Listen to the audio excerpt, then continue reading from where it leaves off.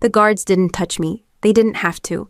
One walked a step ahead, the other a step behind, close enough that everyone could see what was happening. As we passed the first row of desks, Maya looked up from her screen. Her mouth opened. She knew. We'd debugged half the platform together. Vera? Caleb's voice carried from behind us. Let her go. Maya closed her mouth. Her eyes dropped back to the keyboard.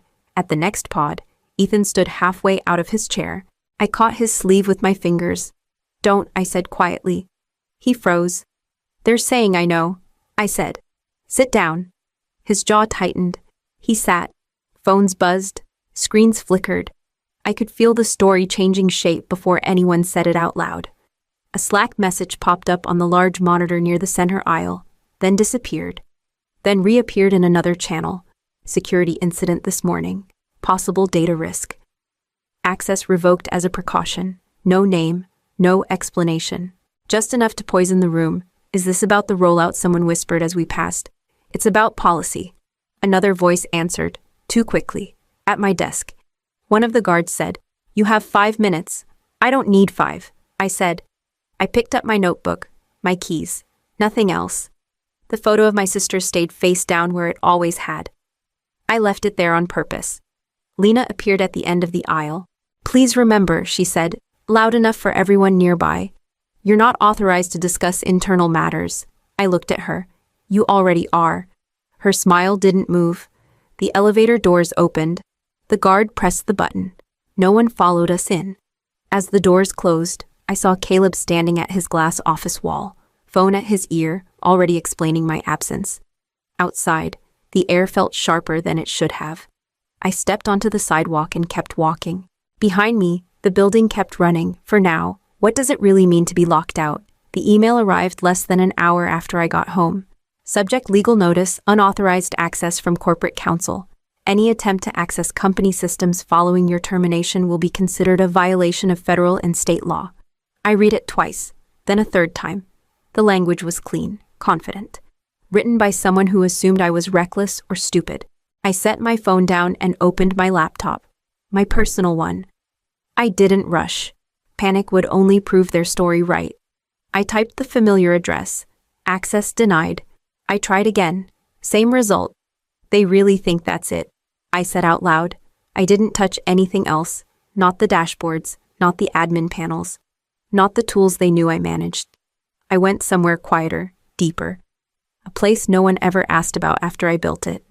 The terminal blinked once, then responded. I felt my breath catch. Not relief, recognition. Years ago, during an audit meeting no one wanted to attend. I'd said, we need a contingency framework. If access is compromised internally, the system needs to protect itself. Caleb had waved me off. You're over-engineering again, so you don't want to fall back, I asked. We want speed, he said, not paranoia. I built it anyway, slowly, quietly. With my name nowhere near the documentation, the framework didn't care that I'd been fired. It didn't care about titles or badges. It responded because it always had, because it knew me. My phone buzzed. A text from Ethan. They're telling people you copied sensitive data. I stared at the screen. I didn't take anything. I said to the empty room, I built everything. Another message came in. This one from an unfamiliar address. Do not attempt to fix what you broke. I closed the laptop. They thought locking me out meant they were safe. They had confused access with control. And they had no idea what I had just stopped holding together. Is restraint still moral when you're being framed? I had never planned to use it. The poison pill was a safeguard, nothing more. A last line of defense I built years ago, back when the company moved too fast and documented too little. It wasn't malicious. It didn't destroy data. It didn't steal anything. It simply assumed one thing: if the person responsible for the system's integrity was forcibly removed without a proper handoff, the system would stop trusting its environment. I'd explained it once, in a conference room that smelled like burnt coffee. If something goes wrong internally, I said back then, the system needs to protect itself. Caleb had laughed. From who? Us. From bad decisions, I replied. We don't need a kill switch. He said, we need speed. So I buried it, quietly, as a precaution no one wanted to acknowledge. Now it sat there, untouched, waiting. My phone buzzed again. This time it was Maya. They told us you triggered a security breach. I stared at the words. They said legal advised everyone not to talk to you, I typed back. Then erased it. Typed again. Erased again. Another message came through, this one from a group thread I'd been removed from hours earlier. Someone had forwarded it to me. Until further notice, Vera is not to be contacted regarding the outage risk. Outage risk. I hadn't touched anything. They're doing this on purpose, I said. They're setting the story before the facts. I imagined the meeting rooms filling up. The careful language, the nods of agreement. How easy it was to blame the person who wasn't there to defend herself. Silence felt cleaner, safer. But silence only worked if the truth eventually caught up. It wouldn't. I opened my laptop again. Not to act, not yet, just to look. The framework waited for input. It always had. If I did nothing, the narrative would harden. The accusation would become history. If I acted, the consequences would be immediate, public, impossible to ignore. I rested my fingers on the keys and didn't move. They had already decided who I was in this story. I was just deciding whether to let them finish writing it. What does it cost to let someone rewrite the truth? I didn't raise my voice. I didn't pace the room. I didn't do anything that would later feel like regret.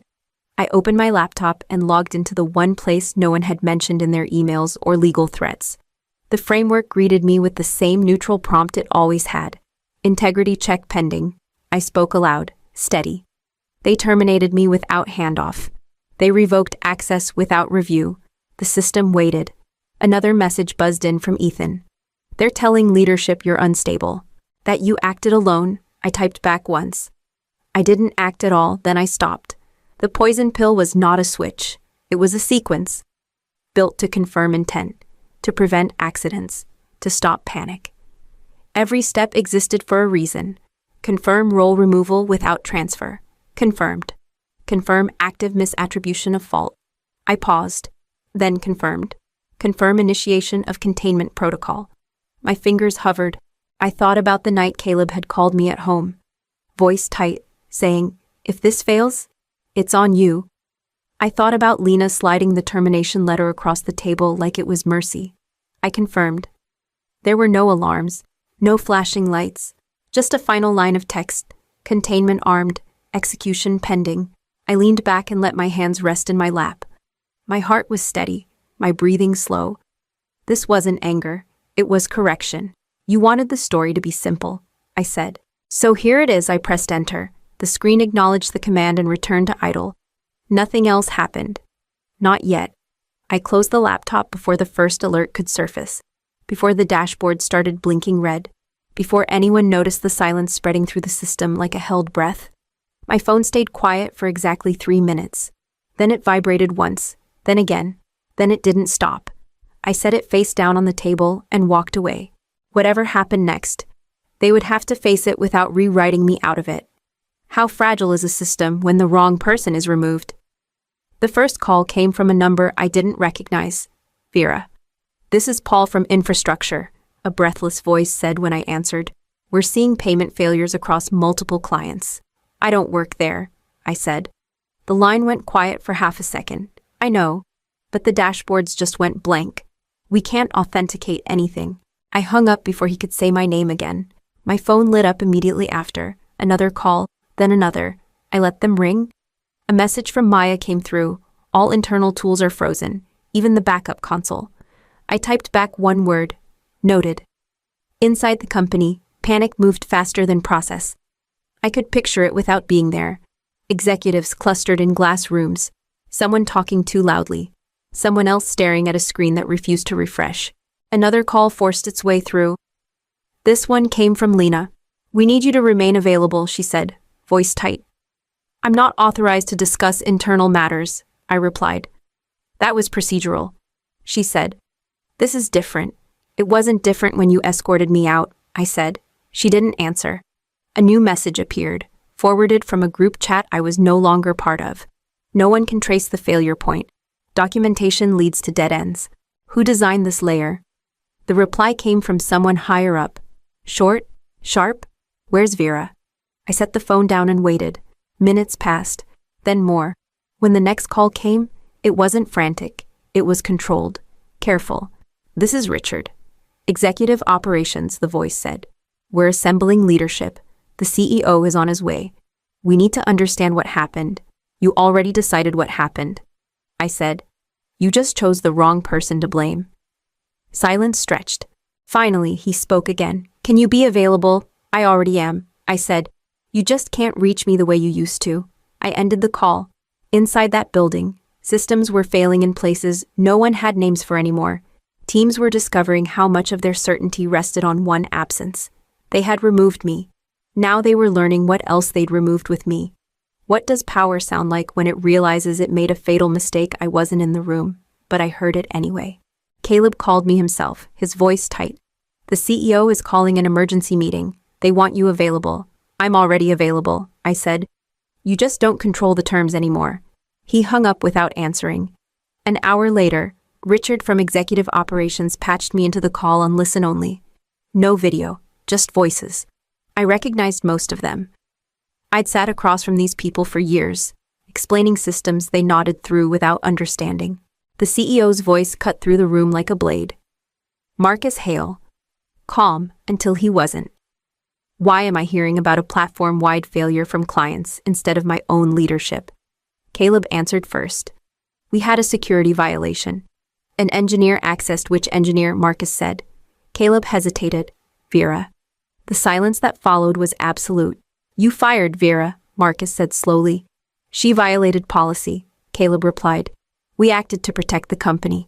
Did you bring this to executive review? Marcus asked. No, Caleb said. It was operational. The line cracked.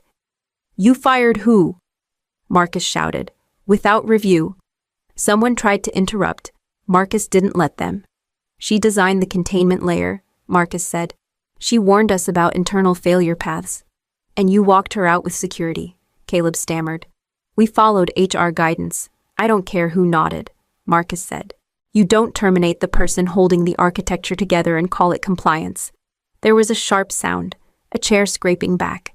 Another voice whispered my name like a curse. Sit down, Marcus said to someone close to the mic. His next words were lower, colder. You just collapsed your own authority. No one spoke after that. The meeting ended abruptly.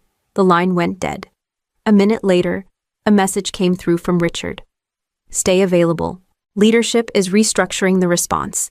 Caleb didn't call again. Inside that room, the hierarchy had shifted. Titles still existed, but everyone understood they no longer meant what they had an hour earlier. The cost of this mistake was no longer abstract. It was personal. What do you ask for when the power finally shifts? They didn't summon me. They asked. The call came from Richard, his voice careful now, measured in a way it hadn't been before.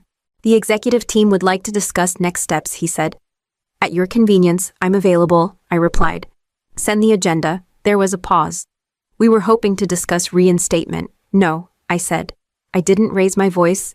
I didn't soften it either. Silence stretched. Then another voice joined the line. Marcus, the CEO. We want to make this right. You can't, I said. You already made it clear how replaceable you think I am. We acted on incomplete information, he said. You acted on convenience, I replied. There's a difference, he exhaled slowly. Then tell us what you want. I'll consult, I said. Independently, no title, no internal reporting. I make decisions related to system integrity, and no one overrides them. And compensation, Richard added carefully. I bill hourly, I said, at a rate that reflects the risk you created. No one argued. They were past that. And Caleb, Marcus said, he's been terminated for cause. Effective this morning, I closed my eyes once, not in relief, in acknowledgement. There will be no public apology, Marcus continued. Legal won't allow it. I'm not here for apologies, I said. I'm here to finish what I started. On my terms. Another pause. Then, agreed. The contract arrived within the hour. Clean, precise. No clauses about loyalty, no language about culture. I signed it without ceremony. When the call ended, I sat alone with the quiet. Control had returned, but it felt different now. Heavier, sharper. They had the system back. They did not have me. And for the first time since I walked out of that building, the balance felt correct. Is revenge louder or is it permanent? They never said the word wrong. Instead, Richard called it process correction. He used that phrase twice in the same sentence, as if repetition could soften what it meant. The internal review found inconsistencies, he said. Certain claims regarding your actions were unsupported. Say it, I replied. He cleared his throat. The accusation was falsified. There was no apology after that, just silence. An email followed later that day, sent company-wide. It was brief, neutral. It stated that an internal review had concluded, that no data breach had occurred, and that earlier communications had been inaccurate. My name appeared once. No adjectives, no acknowledgement of damage. Maya called me that night. They know now, she said. They knew before, I answered. They just didn't care. The system stabilized within days. Not because it healed, but because it adapted. Clients returned slowly, some didn't. I heard through Paul that 2 major contracts were paused indefinitely, labeled risk reassessment. Leadership stopped using the word incident and started using lesson. Marcus requested one final call. We'd like to retain you long-term, he said. As an advisor? No, I replied. We agreed this was temporary. He nodded once. Then we'll honor that. When the time came, I documented everything I was contractually required to document. Nothing more, nothing less. I transferred control according to the terms we signed. Clean, exact. Before logging out for the last time, I removed my name from the internal on-call rotation. It felt smaller than I expected. Almost quiet. As I closed the connection, a message came in from Ethan. I should have spoken up, I typed back. You're speaking now. I shut the laptop and let the silence settle. The company would move forward, so would I. The difference was that now, the record existed, and it wasn't theirs to rewrite anymore. What do companies really lose when they underestimate the wrong person? The final document was shorter than I expected. 2 pages, clean language, no sentiment. I signed my name once and slid it back across the table. Richard nodded. This revokes your remaining administrative privileges. I know, I said, that's the point. He hesitated. You're sure you don't want a copy of the system keys? For your records. I already have what I need, I replied. My work. The call ended without ceremony. No speeches, no promises. I logged in one last time, navigated to the control panel I had lived in for years, and removed my name from the permissions list. I deleted nothing, I altered nothing. I closed the session and let it end. By the end of the week, quiet changes began to circulate. A senior vice president stepped down to pursue other opportunities. 2 initiatives were paused. A hiring freeze followed. Clients asked for extensions. The word growth stopped appearing in internal memos. Maya texted me a screenshot of a leadership update. Feels different in here, she wrote. It should, I texted back. I didn't watch from a distance. I didn't celebrate. I focused forward. A new role, a smaller team, clear boundaries. When someone asked how I wanted access handled, I answered without hesitation. Document everything, I said, and make sure no one person is treated as expendable. Later, alone. I closed my laptop and felt the quiet settle the right way. Not empty, complete. They called it a system failure. I knew better. Here is the life lesson I carry with me now. Accountability is not destruction, and restraint is not weakness. When your value is questioned, the answer is not to prove yourself louder. It is to stand firm, act with clarity, and let consequences speak where excuses once lived.